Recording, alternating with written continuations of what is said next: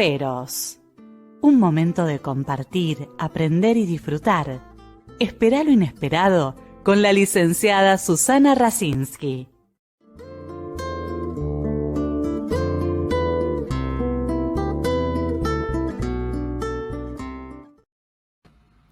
Muy buenas noches.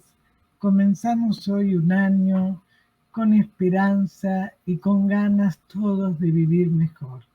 Y tenemos que intentarlo todos juntos, como es este programa.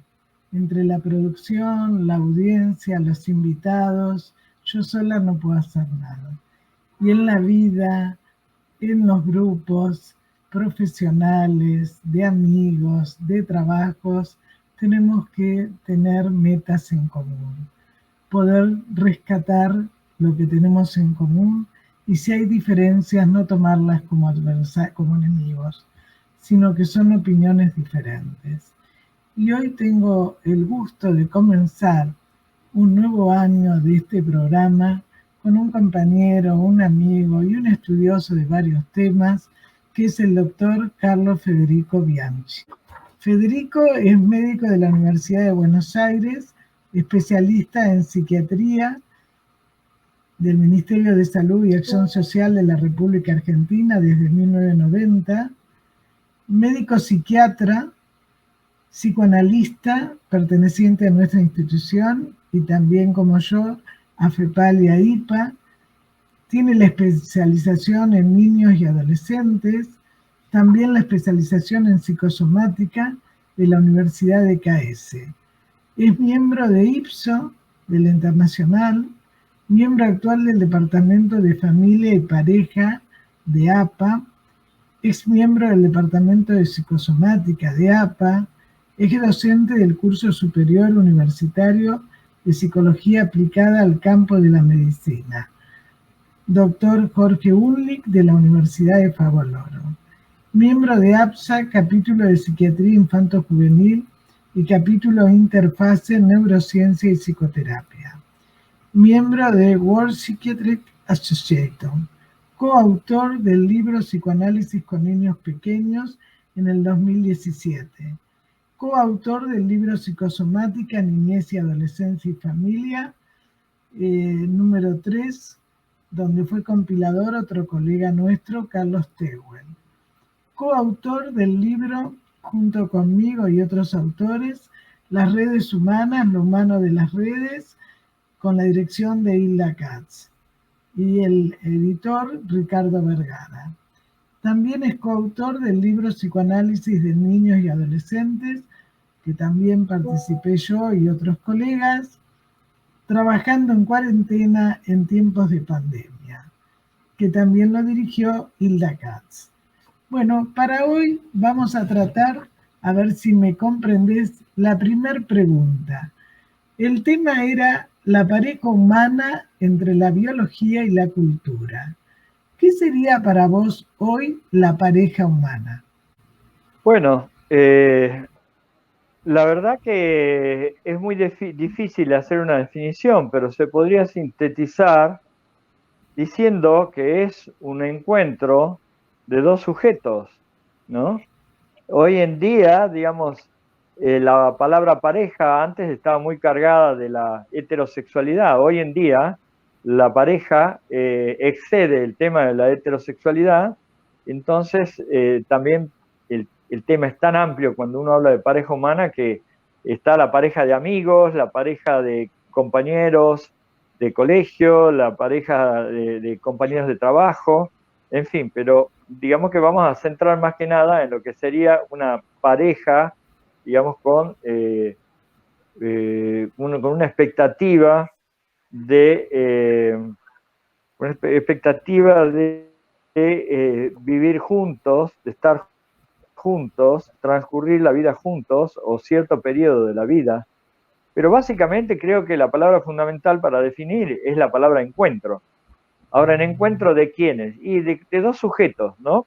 Ahora, digamos, desde el primer momento hay un montón de condicionantes, digamos, hay todo un contexto que tiene que ver con lo biológico, que tiene que ver con lo social, que tiene que ver con lo cultural, que tiene que ver con con el deseo de cada uno, el deseo subjetivo de cada uno de los integrantes, ¿no? Entonces se pone muy en juego aquello que viene del orden del mandato, por ejemplo, aquello que viene del orden de la biología y aquello que viene del orden del deseo. Entonces, en ese sentido, la pareja humana puede estar en un encuentro, pero ese encuentro tener una variedad enorme de características. Generalmente la pareja suele encontrarse muchas veces, digamos, en función de la necesidad y en alguna medida también en la función del deseo. Por supuesto que en psicoanálisis la definición de necesidad y deseo es algo muy diferente, ¿no? Diferenciar bien lo que es la necesidad del deseo. Es El deseo fundamental. tiene que ver con la libertad. Claro, el deseo tiene que ver con la libertad de pensamiento. El deseo es posible en una mente, digamos, evolucionada en el sentido, como nosotros decimos en psicoanálisis, en las características de la neurosis, ¿no es cierto? No de la psicosis, aunque bueno, la psicosis también forma pareja, digamos. Cualquier sujeto puede tener componentes más psicóticos. De todas maneras, por eso es tan complejo poder hablar de la pareja humana. A mí me pareció bien hablar de esto entre la cultura y la biología, porque todo el tiempo están pesando ambas cosas, ¿no? Entonces, la pareja, en cuanto otra manera de definir también es en el sentido de que a partir de un encuentro se constituye un contrato cultural y ese contrato, digamos, tiene un componente también emocional. Bueno, insisto, ¿no? Que está pensando el mandato, está pensando la necesidad, pero ambos, digamos, se ponen en conflicto con el deseo. El mandato versus el deseo y la necesidad versus el deseo. La pareja complementaria, que generalmente está más ligada a la necesidad, digamos, una persona activa, es muy común esto, ¿no? Una persona activa con una pasiva, una persona, digamos, un sujeto, digamos, con un perfil psicológico más del orden de la histeria versus un perfil psicológico del orden más del mecanismo obsesivo de funcionar. En este sentido, si uno piensa que el obsesivo está más dominado por el deseo del otro y el histérico está más dominado por la demanda de su deseo, bueno, esto explica por qué la complementariedad. Entonces, Además, uno podría decir que en función de los ideales, la pareja por identificación sería la pareja que podría llegar a ser más funcional, ¿no? sí, hay varios autores, maestros nuestros como Lieberman, las parejas complementarias como Ruesch, que uno dice a veces, ¿cómo esta persona está con esta? Y la gente no lo entiende. Y acá Federico abrió un poco un tema para mí muy importante, que tiene que ver con las identificaciones de nuestra historia.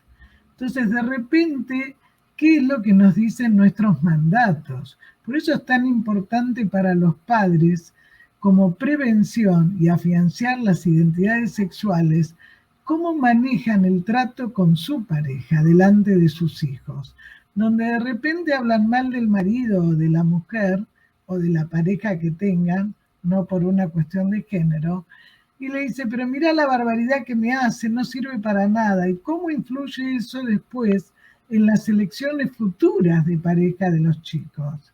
¿No?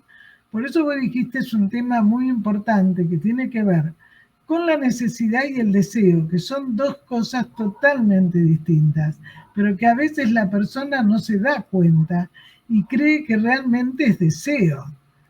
Entonces después se ve cómo esa persona es una parte del otro y no logra nunca ser otro, ¿no? Y sí, es fundamental, digamos, hablar un poco del otro, de la otredad, ¿no? Porque si un sujeto está sometido a la demanda o al deseo de un otro, eso de por sí es alienante de la libertad. O sea, no es precisamente eso algo del orden del deseo, sino algo que, digamos, sería más bien del orden del sadomasoquismo, del sometimiento, por ejemplo, ¿no? Entonces, y ahí hay un peso cultural muy grande. Hay familias que son muy endogámicas, entonces esas familias endogámicas muchas veces tienen mandatos muy fuertes, de los cuales a veces para poder liberarse de eso es muy difícil. Entonces un sujeto, hombre o mujer, a veces tiene que esconder. Por ejemplo, hace poquito tuve una consulta de una pareja en donde el muchacho, el hombre, tuvo que esconderle a la madre durante años que estaba de novio con una chica porque sabía que esa chica, por sus características socioculturales, no iba a ser aceptada. Y bueno, un día hicieron una reunión así de un cumpleaños familiar y él pasó la noticia de que se casaba y la madre le agarró un ataque de locura, en fin, una situación muy complicada porque este muchacho, para poder acceder a su deseo y a su decisión personal de estar con esa persona, tuvo que esconder todo, porque él no se sentía, digamos, que podía confiar en su propia familia de origen, ¿no? Claro, lo que pasa es que me das lugar a cuando muchas veces una persona se va de luna de miel y se muere o le agarra un infarto. O sea, cuando no se siente habilitado inconscientemente a estar con otra persona, que aparece la culpa, ¿no? De abandono de la madre, del padre o de quien sea. Claro. Y la persona no lo tiene consciente. Dice, pero como tan feliz, estaba ahí, empezaba una vida nueva, ¿no? O lo mismo cuando empieza un trabajo y lo eligen y se enferma la persona, ¿no? Porque lo que vos decías no es solamente la mamá que no le gustaba. ¿Dónde estaba el padre ahí, no? En la cabeza de la Claro. madre. Entonces, estos mandatos, ¿cómo influyen después en las relaciones de pareja, no? Y sí, la influencia es muy grande. Digamos, la idea de tomar distancia geográfica no libera del fantasma, como decimos nosotros, digamos. En ese caso, con el Tal, fantasma de una madre así, interfiere en todo el disfrute exogámico que está intentando alguno de los integrantes o los dos integrantes de la pareja, digamos. Es justamente la tragedia de Romeo y Julieta, ¿no? Romeo y Julieta estaban sometidos a mandatos diversos y así que no es tan simple como que si Romeo y Julieta hubieran tenido celular, no hubieran zafado de la muerte, digamos, porque la muerte viene determinada por otras cuestiones mucho más complejas, ¿no? Porque tal está el cual. chiste que si Romeo y Julieta hubieran tenido celulares, se podrían haber avisado y se hubieran salvado, pero no es tan fácil. Sí, vos me haces O sea, se acordar, puede estar, digamos, en un viaje, se puede estar en un viaje de luna de miel, digamos, hoy en día a, no sé, 7.000 kilómetros de distancia o más, y de todas maneras estar totalmente trabado en la sexualidad, en el disfrute de los paseos, en las comidas, y ahí empieza el conflicto, ¿no? sí, es Porque tal aparte cual. generalmente alguien muy sometido tiene alguna tendencia a hacer pareja con alguien muy por el contrario. Por ejemplo, este muchacho que yo hablaba, es muy interesante porque una familia era muy endogámica, muy conservadora, con mucho predominio de la demanda y de los deseos de los padres, ¿no? Versus la familia de él, la familia de ella, que era una familia totalmente desmembrada y disfuncional. Y bueno, lo primero que tuvimos que hacer en la terapia de pareja es tomar conciencia de que había más bien una adopción, ¿no? Que ella se adoptó a la familia de él durante el noviazgo, digamos, inclusive como amiga, porque en ningún momento revelaron de que eran novios. Una situación muy bizarra, digamos, ¿no? O sea, eran amigos, ella iba a la casa y era bien recibida y todo, pero nunca develaron que ellos eran pareja. Recién cuando tenían la decisión de casarse lo dijeron, ¿no? Y para la familia de él quedó como, más o menos como si le avisaran que se va a casar con la hermana. O sea, está siempre flotando en el aire la cuestión del incesto, ¿no es cierto? La cuestión de la endogamia. Todos estos temas son muy riquísimos para ir desmenuzando y poder entender por qué es tan compleja la cuestión de la pareja humana. Y si además hoy en día le agregamos el tema de que la vida se ha hecho muy larga, literalmente larga, o sea, vivimos entre 80 y 100 años, sostener una pareja con lo que eran los valores de hace 60 años atrás o 70 años es prácticamente imposible. Por eso los jóvenes ahora han hecho modelos muy diferentes. Directamente el matrimonio en sí está en crisis absoluta. ¿Por qué? Porque Sí, hasta no hace mucho tiempo la Iglesia y el Estado, de alguna manera, hacían prometer a la pareja, ¿no es cierto?, de que tenían que estar juntos en las buenas y en las malas de por vida. Y esa promesa es muy difícil de sostener. Es más, uno se pregunta, ¿por qué el Estado y por qué las iglesias o las instituciones religiosas, sea cual sea el signo, insisten en hacer prometer a los integrantes de la pareja? Porque la tendencia natural es que la pareja cumple un ciclo, por lo tanto, digamos, ese ciclo que tiene mucho que ver con la biología, digamos, pesa mucho. Tiene que haber mucha convicción, mucha libertad, mucho deseo, en el sentido estricto de la palabra deseo, para que la pareja se sostenga. y además yo creo, ¿no? Que lo que hablábamos antes de empezar el programa, que la vida se prolongó, pero no son los valores o la forma que antes una mujer era para criar a los hijos y el hombre trabajaba. Ya hace mucho Claro, tiempo los dos trabajan y tienen sus libertades, tendrían que tenerlas. El tema es cómo influyó la prolongación de la vida si la pareja sigue estando con los mandatos viejos. Es decir, hay muchos videos donde una abuela dice, antes me esperaban a mí para tejer, para darles de comer. Ahora estoy en la clase de gimnasia, me voy a un curso de pintura. Yo también quiero estar libre porque ahora no tengo que criarlos. Y tiene razón también. claro, Entonces, ¿el tema cuál claro. es? ¿Cómo nos acomodamos cada uno si primero no tenemos claro qué es lo que queremos ser? Es decir, tenemos que conocernos qué es lo que queremos, hacia dónde. Claro. Porque a lo mejor en la época mía, cuando uno se casaba muy joven era tener los hijos, si podías trabajar de tu profesión y nada más. Hoy en día cambió eso. Como los chicos jóvenes no Totalmente. quieren tener hijos. Entonces, ¿el tema cuál es? ¿Cómo se maneja eso? O sea, es enfrentar las distintas etapas evolutivas. Muchos padres no aceptan que los hijos crezcan.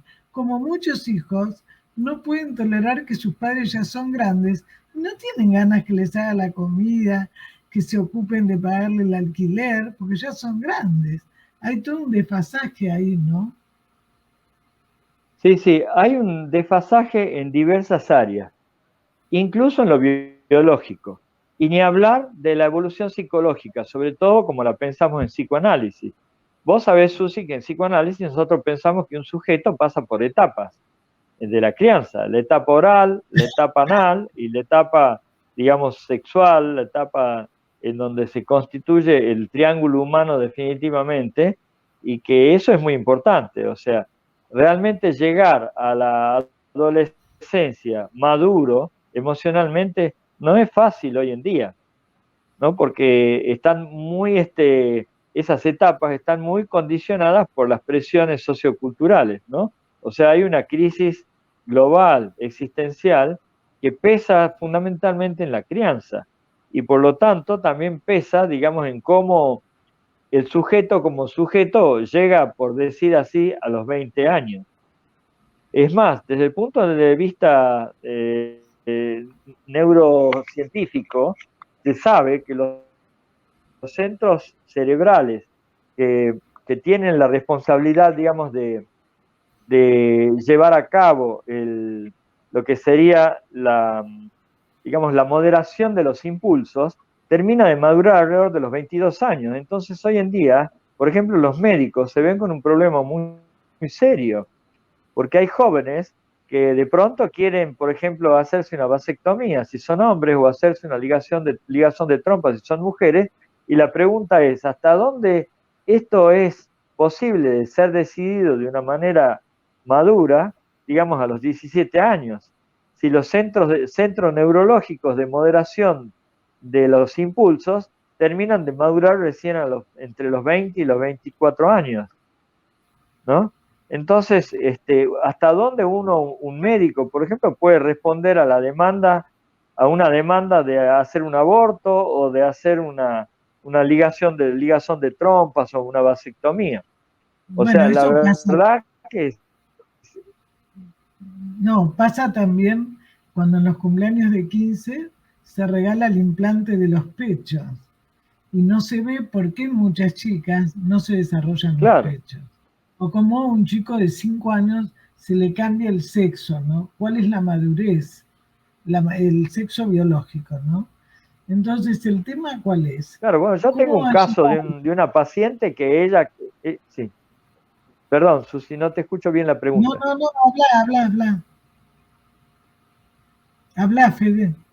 No, bueno, que tengo el caso de una paciente que ella quiso hacerse, digámoslo, un implante de mama y teniendo 18 años. Y hoy en día, que tiene 32, le reprocha al padre y a la madre, y sobre todo al padre, que no la convenció y no se puso firme en prohibirle que se lo haga. Porque ahora que es grande y que está amamantando y que tiene una beba, qué sé yo, ella se queja, dice, ahora me doy cuenta que yo no necesitaba ningún implante de mama, que era un problema mío con mi imagen. Sí, yo tuve una paciente también que casi se muere cuando le hicieron un implante y ella decía por qué no habían trabajado más, porque ella quería arreglarse el pecho que estaba bien, cuando tomó conciencia de los riesgos. Lo que pasa que, bueno, no toda la gente hace una terapia para ver por qué se quiere cambiar el cuerpo, por qué se quiere poner silicona. Es como ir a hacerse un tatuaje.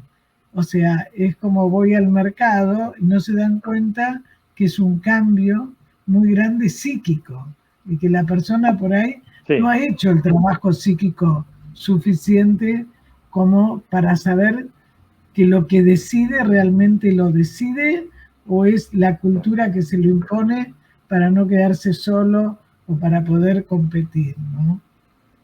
claro.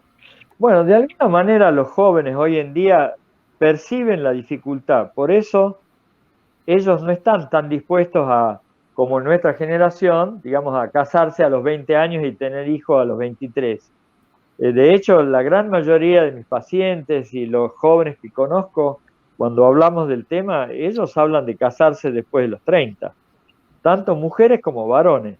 Quizás las mujeres siguen teniendo la presión biológica de, digamos, lo que tiene que ver con la evolución, digamos, biológica de los genitales femeninos, de los ovarios y los Los genitales, óvulos. que evidentemente, digamos, a partir de los 30 años empiezan a estar cada vez menos aptos para la procreación. Entonces, la verdad es que hay mucho conflicto, mucho conflicto. Por eso me inspiré en este tema, ¿no? De hablar, digamos, de la pareja entre lo sociocultural, entre lo psíquico y lo biológico. Porque inclusive vivimos tanto que se hace difícil hacer un solo ciclo, ¿no? De pronto, por ejemplo, esas parejas de nuestros abuelos que duraban 60 años, es muy raro, es muy difícil hoy en día. Y si Claro, pero pensamos en lo que el psicoanálisis entiende como la duraban, maduración ¿cómo? Fede, la Sí, mayoría de nuestros abuelos o padres no se conocían. Entonces duraban, entre comillas, pero no quería decir que se llevaban bien, que claro, compartían. Es decir, porque el tema es el respeto por el otro y darle la libertad al otro.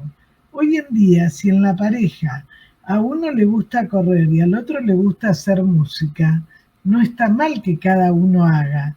Vos que has trabajado como yo con parejas, ¿qué te pasa cuando las parejas vienen? Generalmente vienen porque no pueden hablar entre ellas, por un conflicto, y necesitan un tercero que los escuche. Esa terceridad que no hubo. ¿Qué Claro. es lo que vos ves con más frecuencia en las parejas que vos has atendido?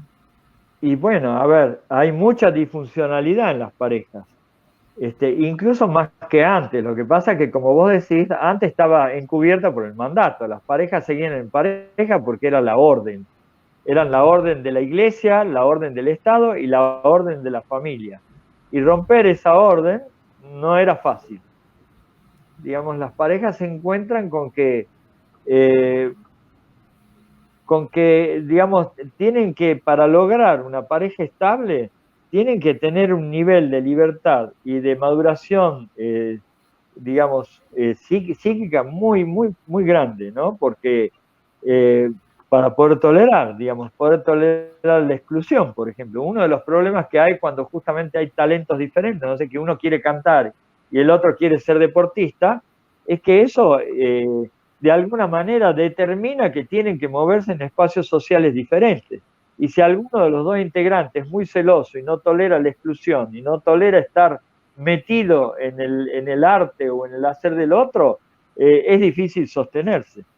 O sea que hoy, mucho más que en nuestra época y en la época de nuestros abuelos, el tema de la constitución de la confianza y la certeza con respecto del deseo del otro sujeto, del deseo genuino del otro, es muy importante. Yo creo que los jóvenes, dentro de todo, yo tengo mi esperanza, porque los jóvenes cada vez más están en esa búsqueda. Están en la búsqueda de llegar a constituir una pareja y sobre todo tener hijos cuando estén realmente convencidos de que están unidos por una estructura muy confiable. Y otros Sí, directamente deciden no tener hijos ante digamos, la montaña de dificultades que hay que vencer, directamente prefieren no tener hijos o no hacer pareja. sí, incluso hay muchos que te dicen, yo no quiero en este momento sacrificarme por un hijo. Yo quiero tener la Claro, libertad que si quiero viajar, si quiero hacer esto, bueno, por lo menos lo reconocen. Como hay muchas chicas que congelan los óvulos por el tema, ¿no es cierto?, de la vejez de los óvulos, que es distinto claro, al hombre. Entonces, claro. bueno, determinan que como a lo mejor no tienen pareja en este momento, congelan por si alguna vez deciden ser Sí. madres, ¿no? Es decir, todos estos cambios a nivel cultural, a nivel biológico, influyen, por supuesto, en el psiquismo y en la subjetividad de cada uno de los integrantes de la pareja, ¿no?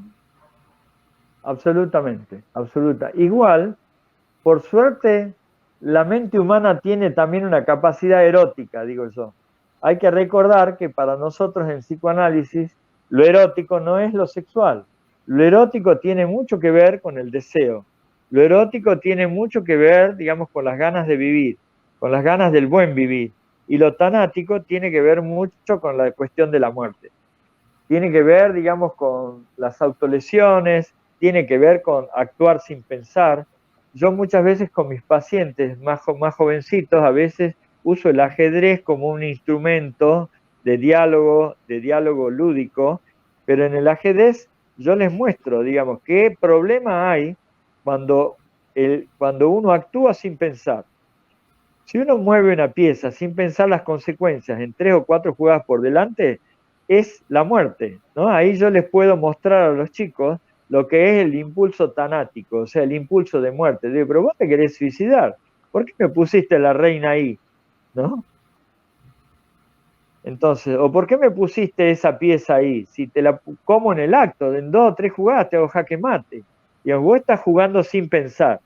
Y la vida no te va a favorecer ese dispositivo de actuar sin pensar. Esto es muy interesante, usar el ajedrez en las terapias como con los jóvenes y con los chicos es muy importante porque es una manera de marcarles, digamos, cómo el jugar sin pensar termina en cualquier cosa menos en lo que ellos desean que termine. Claro, vos me das lugar a otro tema, ¿no? Que tiene que ver con el acting y con la conducta compulsiva, ¿no? Sí. Que es una sociedad adictiva de por sí y todo tiene que ser ya y no se tolera la frustración. Y una de las cosas que en la pareja también tenemos que tolerar que el otro no es un ídolo, no es un dios, es una persona. Y como Claro. tal, ¿no es cierto? Habrá cosas que no me gustan, pero si yo Claro. actúo compulsivamente, no voy a tolerar que el otro tenga un error o se equivoque o simplemente no tenga ganas de acompañarme en algún momento a algún lado. Y no por eso es que no me quiere o que no quiere estar conmigo, ¿no? ¿Cómo poder diferenciar cuando uno le carga al otro cosas de uno, ¿no? Otro punto que vos tocás en tus trabajos que tiene que ver con las identificaciones. Sí. Bueno, a ver, primero que nada quería decirte que en eso están mejor los jóvenes, porque antes, con tal de salir de la casa, justamente se iba al acting, sobre todo en las mujeres, ¿no? Los hombres, con tal de tener una mujer, se casaban con una chica que quería escapar de su casa y que no tenía ninguna manera de escaparse en su casa, y la manera a veces de zafar de la familia o de los padres era casándose. Hoy en día los chicos no caen en ese juego, ¿no? Prefieren a veces alargar o incluso quedarse sin hacer parejas estables, pero de ninguna manera aceptarían eso. Entonces, eso que era muy común en nuestros abuelos, ¿no? De hecho, existían los casamientos por correspondencia. O sea, yo años atrás he atendido parejas mayores que se habían casado a través de una foto. O sea, le mandaron una foto de Italia, de la chica, y bueno, si le gustaba la foto, se casaba. Por suerte no había Photoshop en esa época. No, pero por ejemplo, en ciertos grupos religiosos se eligen las parejas y no eligen los chicos, que es terrible, ¿no? Porque después uno ve Claro, las la familia consecuencias. elige la pareja, sí. Sí, sí, sí. Y además se pagan, ¿no? O sea, hay toda una cosa ahí de transacción, dejando de lado el deseo y el afecto, ¿no?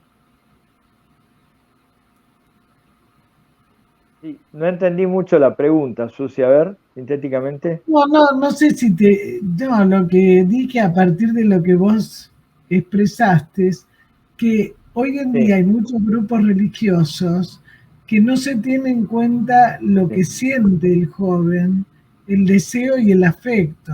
Son transacciones entre los padres, ¿no? Que donde deciden por los hijos. Y eso trae muchas consecuencias después. Trae consecuencias, definitivamente, sí. Bueno, a ver, está esta serie que es muy interesante, ¿no es cierto? Que es poco ortodoxa, que se ve todo esto que estamos hablando. Sí, sí, sí, sí, sí. Pero muy jóvenes, ¿no? Porque a veces son adolescentes Sí. que yo veo que no miran a sus niños, que tienen 6, 7 chicos, cuando ellas todavía no pudieron salir de su adolescencia y de su pubertad, ¿no? Entonces se encuentran con exigencias que no pueden. Y después vemos nosotros los trastornos, ¿no? También pasa, ¿no? Que a veces, digamos, con todos los cambios de la bisexualidad, de la transexualidad, es como que muchos chicos te preguntan, yo no sé qué soy. Y los padres también en las parejas, que tampoco tienen a lo mejor resuelta su sexualidad, esto también vos lo debes ver cuando trabajás con las parejas, qué les pasa a las parejas cuando no pueden ver cómo son como un sujeto masculino, femenino, trans, y cómo esto se traduce en los problemas con sus hijos, ¿no? Porque Claro, a lo que veces pasa es que ahí pasa lo mismo. A veces la sexualidad es realmente elegida y muchas veces está muy condicionada. De hecho, yo creo que estas homosexualidades, entre comillas, sobre todo de las chicas, de la adolescencia, de alrededor de los 15, 16, 17 años, en realidad se parece mucho a lo que en psicología conocemos como polimorfismo sexual. Nosotros sabemos, por ejemplo, que las nenas de 8, 9, 10 años de otras épocas tenían ese polimorfismo, digamos. Hasta había una cancioncita hace 30 años atrás o 20 años atrás que decía las nenas con las nenas y los nenes con los nenes, ¿no?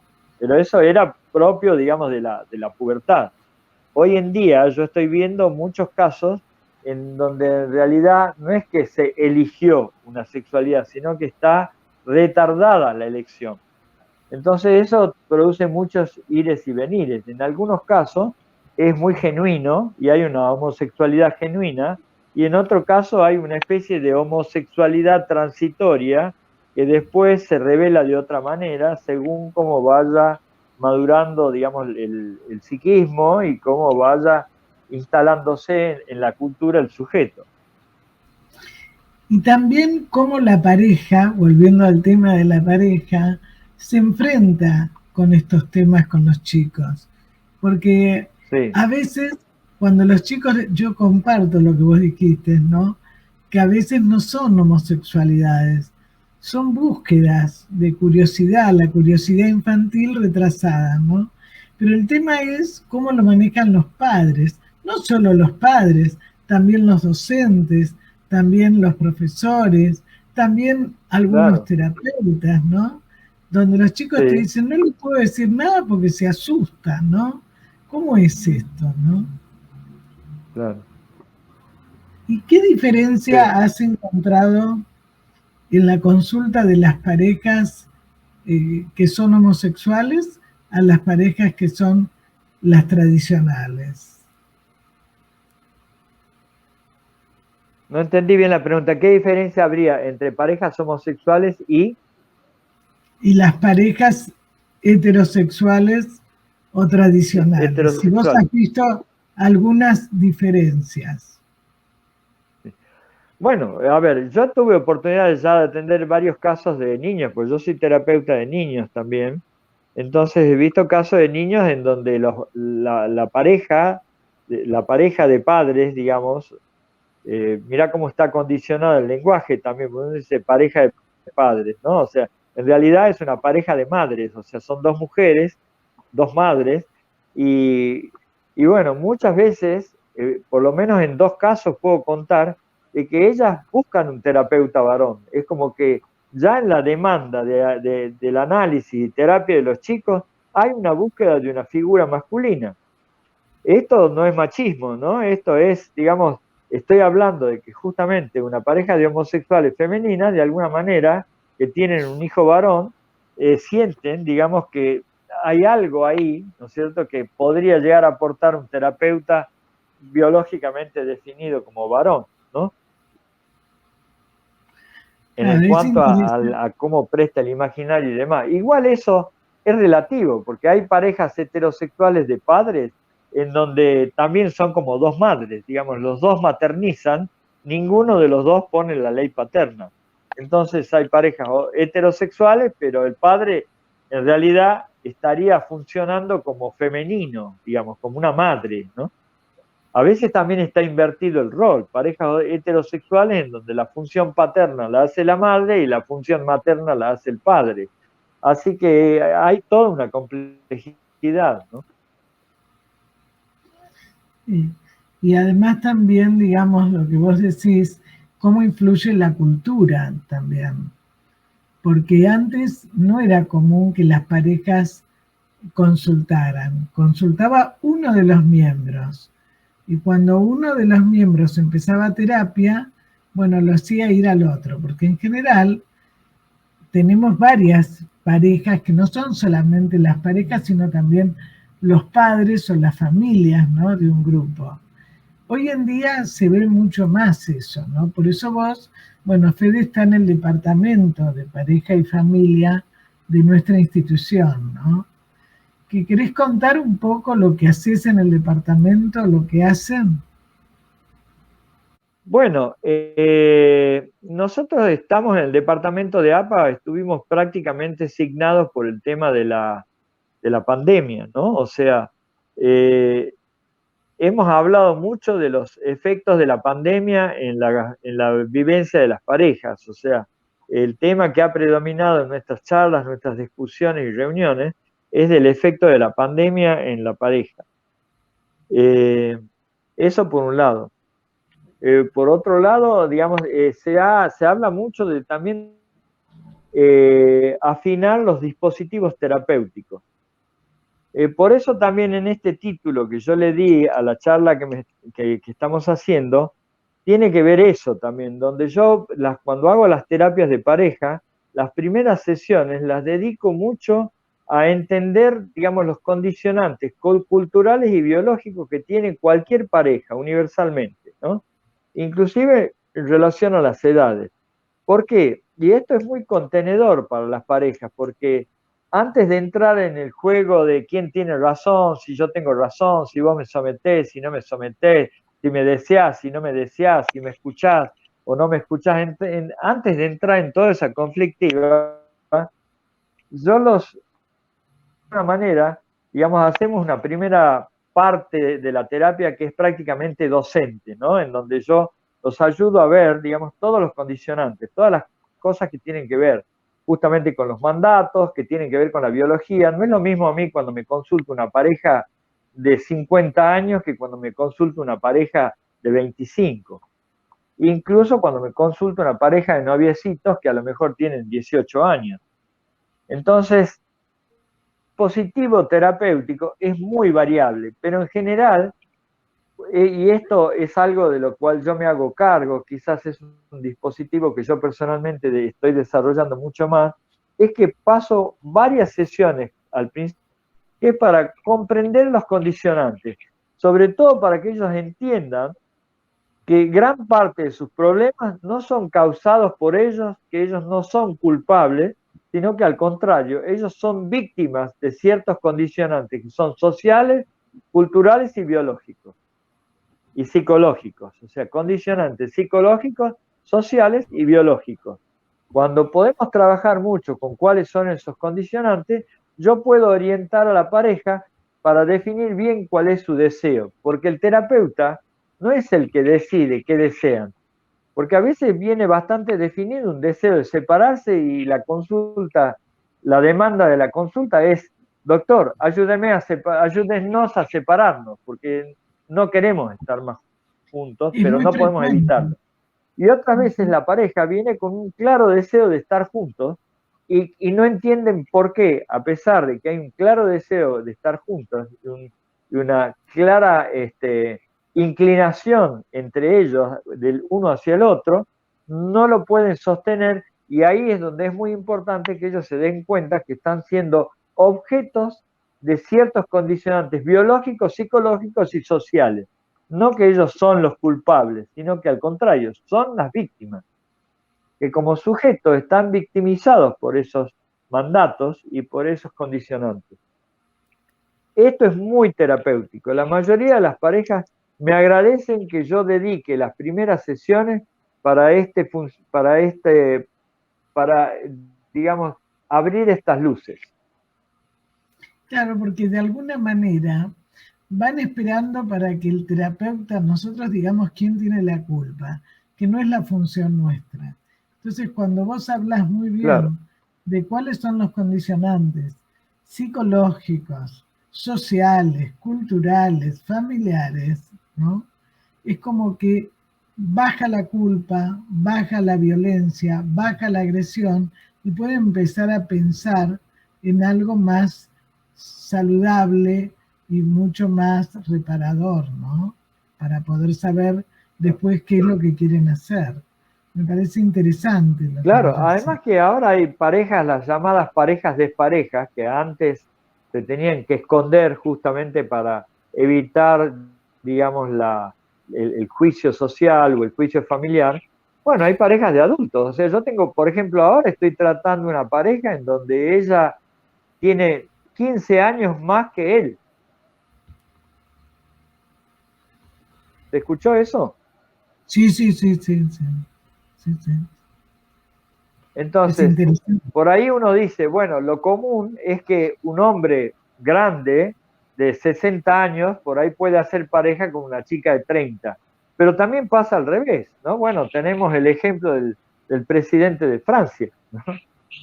Que pasa, Sí, digamos, parejas en donde lo biológico es un condicionante total, porque obviamente una mujer de 60 años no puede dar un hijo, lo puede dar quizás si tuvo óvulos congelados, o quizás lo puede hacer si puede a través de la adopción, pero bueno, hay la verdad que el tema de parejas, Susi, sería para hacer 5, 6, 7 programas, porque es sí, un no, tema sí. muy amplio y es muy rico todo el aporte que los psicoanalistas podemos dar en cuanto a los dispositivos terapéuticos.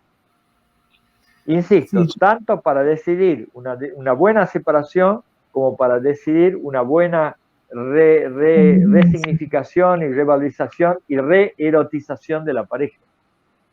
Sí, yo creo que todo lo que Otro tema dijiste, que yo marco mucho, otro tema que yo marco mucho, Susana, es la cuestión de que muchas veces cuando vienen con la decisión de separarse, que pueden separar la pareja amorosa, pero no pueden separar la pareja de padres. O sea, la pareja de padres normalmente debería sobrevivir y la pareja amorosa puede cesar, a no ser que el padre o la madre esté muy enfermo mentalmente, que estemos hablando de una psicopatía, de un padre que abandona literalmente a los hijos y no le interesa mantener la pareja de padres. Pero normalmente y generalmente todas las parejas quieren conservar la pareja de padres para con sus hijos y disolver la pareja amorosa. Esto es una vicisitud muy importante para hacer todo un programa, te diría. pero es muy importante lo que decís, porque si se puede trabajar eso, se evitan un montón de problemas con los hijos. Es decir, como cosa preventiva, ¿no? Donde siempre van a seguir siendo los padres de los hijos, la pareja de padres, pero no la pareja amorosa. Y cómo esto influye después cuando cada uno forma una pareja y a veces no admiten que la persona haya vuelto a formar una pareja y se hostigan con los chicos, ¿no? Es muy interesante lo que Claro, acabas bueno, de decir, Nico. sí. Y bueno, Bueno, de ahí viene que hay que hacer todo un trabajo también con la familia ensamblada, ¿no? La familia ensamblada es, digamos, como después, digamos, ambos cónyuges o uno de ellos tiene hijos y tiene que mantener el ensamble y el vínculo con su mujer anterior o con su esposo anterior. O sea, esto habla de cuán grande es la complejidad, ¿no? Insisto. Pero pero a sí, veces te el tema de la plantean, familia ensamblada es todo un tema y a veces hasta se puede hacer terapias familiares con esta función. Se puede instituir una terapia familiar para poder, digamos, mejorar y erotizar una familia ensamblada. sí, yo he de hecho a veces en las entrevistas he incluido algunos miembros nuevos porque se hacía necesario y se pudo aclarar ciertos aspectos y pudieron vivir mucho mejor en armonía, porque a veces, digamos, aparece la mujer que a lo mejor nunca pensó que su marido iba a formar una pareja y ella fue la primera en formar y cuando forma aparecen los celos, la persecución o viceversa, ¿no? Aparecen ciertas situaciones que tienen que ver, a mi modo de ver, con situaciones infantiles no resueltas, pero cuando aparecen las nuevas parejas, se reactualizan ciertos aspectos y bueno, eso realmente después influye mucho en el malestar de los chicos y en las patologías, ¿no? Voy a adelantar el próximo programa.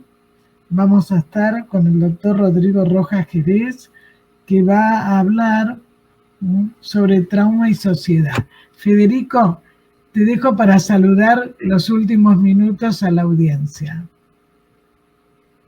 Bueno, bueno, muchísimas gracias por la invitación y bueno, hemos tenido alguna dificultad técnica, pero creo que que fue bastante claro lo que pudimos hablar, y digamos, cada tema es como una puertita para abrir todo un pequeño universo, ¿no?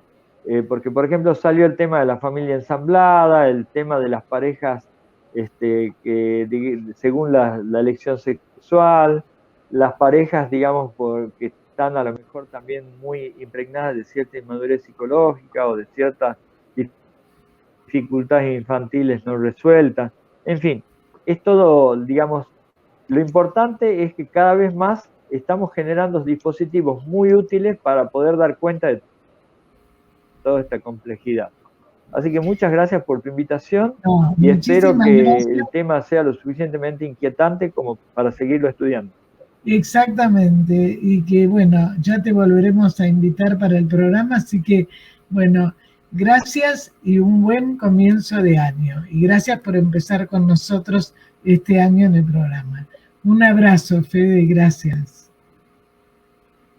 Bueno, muchas gracias y espero que les sea agradable y útil a tu público. Gracias. Gracias por la invitación. Gracias.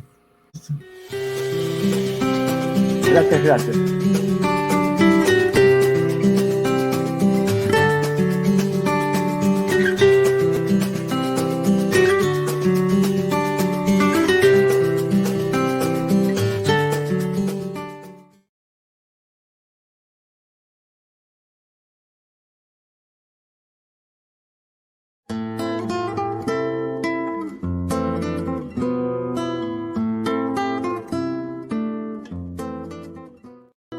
Sin peros.